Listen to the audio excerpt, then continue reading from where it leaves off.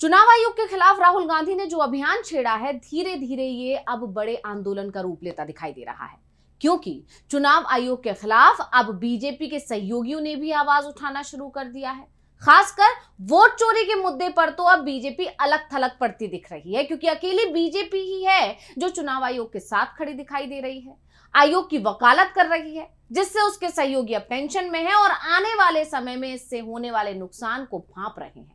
नतीजा, उन्होंने बीजेपी से दूरी बनाना शुरू कर दिया है और राहुल गांधी के इस मुहिम में उनके साथ आ गए हैं। जी हां, वोट चोरी हो, एसआईआर हो या सीधा सीधा कहें तो चुनाव आयोग के खिलाफ लड़ाई में अब इंडिया गठबंधन को दो और दलों का समर्थन मिल गया है। और बड़ी बात यह है कि ये दल लंबे समय तक बीजेपी के करीबी रहे हैं और एनडीए का हिस्सा रहे हैं।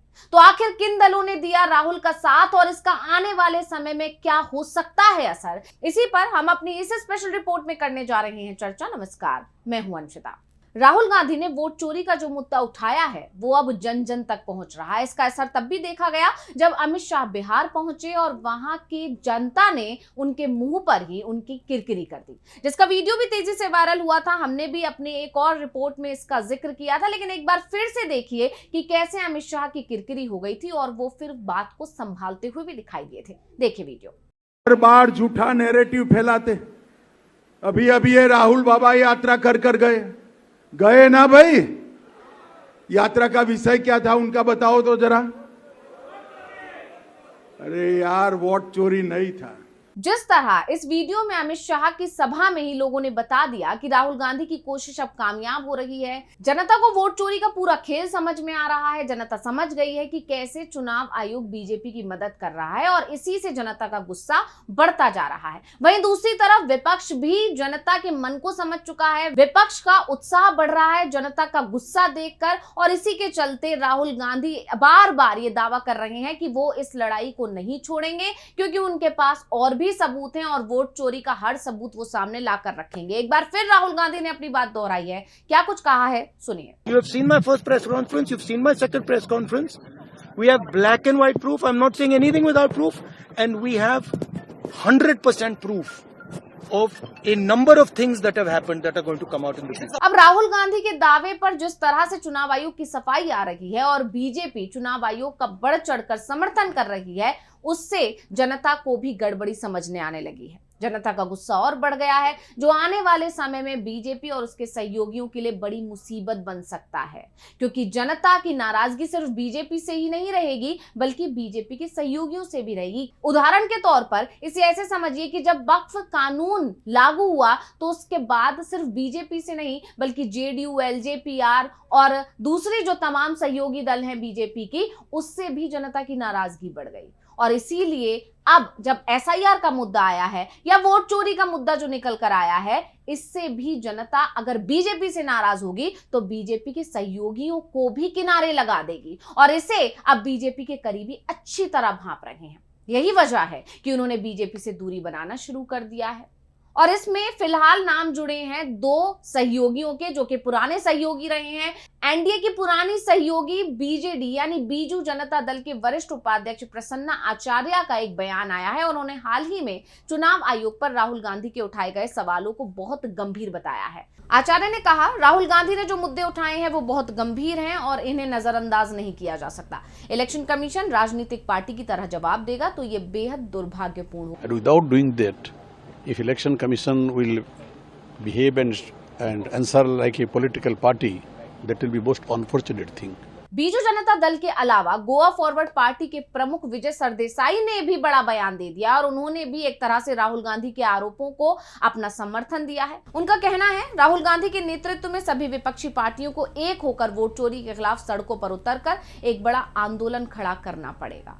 अब इन दोनों दलों के बयानों से पता चलता है कि इंडिया गठबंधन से बीजेपी की नीतियों और चुनाव आयोग पर उठाए जा रहे सवालों पर राहुल गांधी के साथ खड़ी है। ये इस बात को भी दिखाता है कि भले ही बीजेडी औपचारिक रूप से इंडिया गठबंधन का हिस्सा ना हो, लेकिन कुछ मुद्दों पर उसके और इंडिया गठबंधन के दलों के बीच सहमति बन रही है।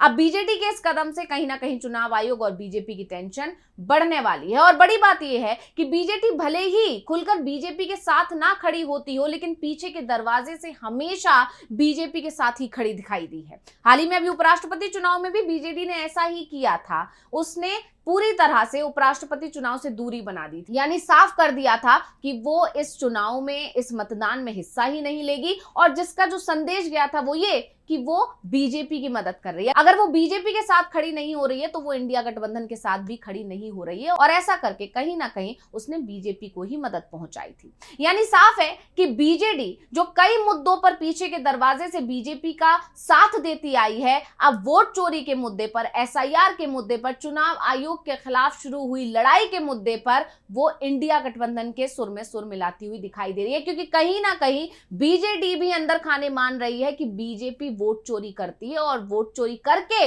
अपने सहयोगियों को भी नुकसान पहुंचाती है। क्योंकि बीजेडी पुरानी सहयोगी रही है, जैसे कि हम सभी जानते हैं। अब ये वो पार्टियां हैं जो भले ही अभी एनडीए के साथ नहीं है, लेकिन पुरानी करीबी रही हैं, जिसे देखकर जानकारों का मानना है कि एनडीए के दूसरे सहयोगी भी बीजेपी का साथ छोड़कर राहुल के साथ आने वाले समय में आ सकते हैं। ऐसा इसलिए क्योंकि भले ही वोट चोरी के मुद्दे पर अभी सहयोगी कुछ नहीं बोल रहे हों, लेकिन आपको याद होगा कि एसआईआर का विरोध जब शुरू हुआ था विपक्ष की तरफ से, तब दबी जुबान में सहयोगियों ने एसआईआर का विरोध किया था। हाल ही में उपेंद्र कुशवाहा ने भी एसआईआर का विरोध किया था। उन्होंने साफ साफ कहा था कि राहुल गांधी ने जो मुद्दा उठाया है इसका असर बिहार में दिखेगा, और साथ ही एसआईआर पर इतनी जल्दबाजी आखिर चुनाव आयोग क्यों कर रहा है। यानी उनके निशाने पर भी चुनाव आयोग आ गया था। और इससे पहले आपको याद होगा टीडीपी के सांसद हैं लावू श्रीकृष्ण देवरायलू, उन्होंने भी मुख्य चुनाव आयुक्त को पत्र लिखा था और चुनावी प्रक्रिया के बारे में कई सुझाव दिए थे। एसआईआर को लेकर आपत्ति जताई थी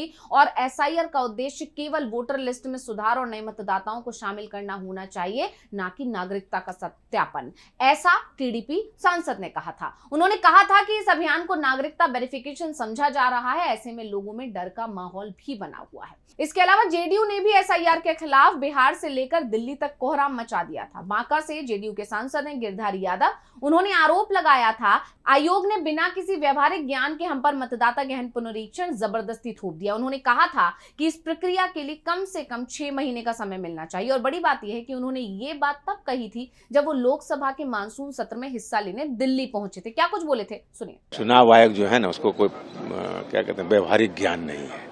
वो बिहार का न इतिहास जानता है, न भूगोल जानता है, कुछ जानता ही नहीं है। ये बरसात के दिन में जब खेती का दिन चल रहा है, आदमी को हमको कागज पत्र जुगाड़ करने में 10 दिन लग गया। मेरा बेटा अमेरिका में रहता है, कैसे साइन करेगा। जेडीयू सांसद ने कहा था कि चुनाव आयोग को बिहार के इतिहास और भूगोल का व्यवहारिक ज्ञान नहीं है। वोटर लिस्ट रिवीजन के लिए दस्तावेज जमा करने की 1 महीने की समय सीमा अव्यवहारिक है। गिरधारी ने कहा था कि उन्हें खुद अपने दस्तावेज इकट्ठा करने में 10 दिन लग गए। आदमी को हमको कागज पत्र जुगाड़ करने में 10 दिन लग गया। मेरा बेटा अमेरिका में रहता है, कैसे साइन करेगा 1 महीना के अंदर में। तो कोई व्यवहारिक है कि जबरदस्ती हम लोग पर थोप दिया। अरे कराना था तो 6 महीने का समय देता, पहले से करा लेता। ये तो एकदम कैसे होता है ना, कोई तुगलकी फरमान है। एक सांसद ने ही नहीं बल्कि जेडीयू के विधायक ने भी इस प्रक्रिया का खुलकर विरोध किया था। बिहार में सत्ताधारी जेडीयू के विधायक डॉक्टर संजीव ने भी वोटर लिस्ट पुनरीक्षण के प्रोसेस और टाइमिंग पर सवाल उठा दिया था। मैं क्लियर रखिए इस बात को कि मैं एसआईआर का विरोध नहीं कर रहा हूं। मैं विरोध सिर्फ ये कर रहा हूं जो जेन्युइन वोटर्स हैं, जो अगर छूट रहे हैं, जो खासकर जो मजदूर क्लास के लोग जो बाहर में मजदूरी कर रहे हैं बिहार से, उनका एक समय रहता है कि कब अपने घर आएंगे। एक तो गर्मी छुट्टी में आते हैं, होली के समय पर्व त्यौहार में आते हैं, और दूसरा दुर्गा पूजा छठ पूजा में आते हैं। तो भाई अब अभी आपका जो प्रक्रिया अभी शुरू की है वो आप होली के समय से करते तो वो सब जेन्युइन वोटर नहीं छूटते।